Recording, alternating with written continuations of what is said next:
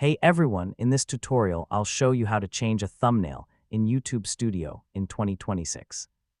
So if you want your videos to look more professional or get more clicks, yeah, updating your thumbnail is a really important step. First, open YouTube in your browser and sign in to your account. Then click your profile picture and go to YouTube Studio. Once inside the dashboard, click the Content tab from the left menu. This is where all your uploaded videos are stored.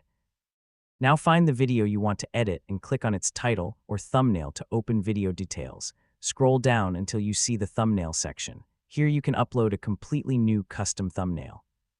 Click Upload Thumbnail and choose an image from your computer. Make sure the image is clear, eye-catching, and easy to read.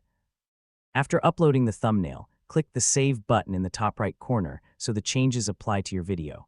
Now refresh your channel page or video page to confirm the new thumbnail is visible.